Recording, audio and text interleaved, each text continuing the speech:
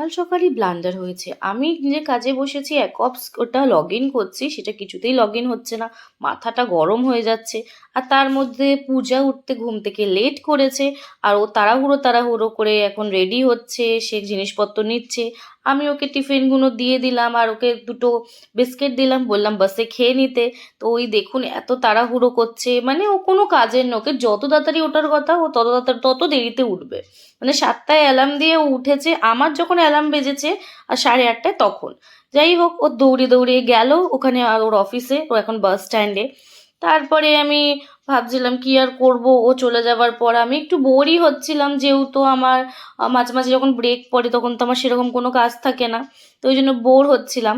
Bore হতে হতে তারপরে ভাবলাম কি একটুখানি ব্লিঙ্কিট করার ছিল, কেন কি একটু টফির জন্য একটু খাবার দাবারগুলো অর্ডার করার ছিল, তো সেইগুলো অর্ডার করে নিলাম।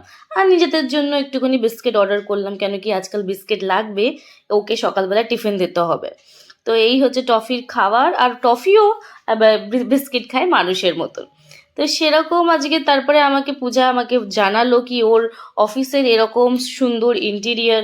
হ্যাঁ, খুবই সুন্দর দেখতে, অফিসটা খুবই ভালো সুন্দর। আর হ্যাঁ, বড় বড় চাকরি, বড় বড় ব্যাপার, ওই আর কি। তো এখানে একটা সুন্দর অ্যাকুয়ারিয়াম আছে, সেটা খুবই ভালো লাগছিল।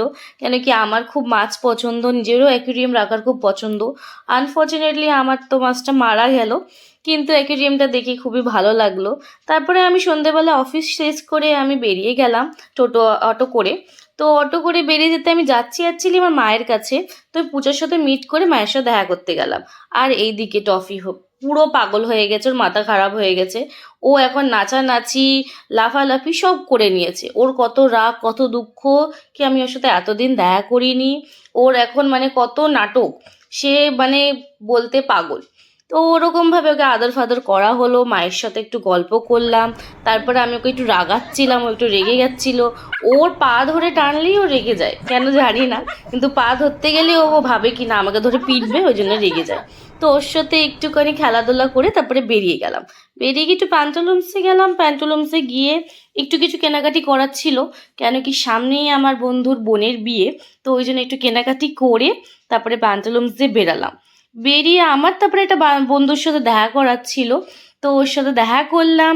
আর ওর সাথে অনেকদিন পর দেখা হয়েছে, তো অনেক গল্প করেছি। আর ফেরার পথে দেখছি ওখানে আজকের ঠাকুর এখানে ভাসান হচ্ছে। তো দেখছি ওখানে অনেকগুলো গান ফান চলছে। আর আমি পূজাকে জিজ্ঞাসা করছি অটোতে বসে বসে, আজকে তুই খুব টায়ার্ড? বলছে হ্যাঁ, খুবই টায়ার্ড। ওর আজকের একদিন অফিসে গিয়ে ওর আজকের এই অবস্থা হয়ে গেছে। রোজ গেলে যে কি হবে ভগবান জানে। তো ওর আজকের পা ব্যথা, এই জন্যে। তো আজকের ব্লগটা এখানেই শেষ করছি, বাই।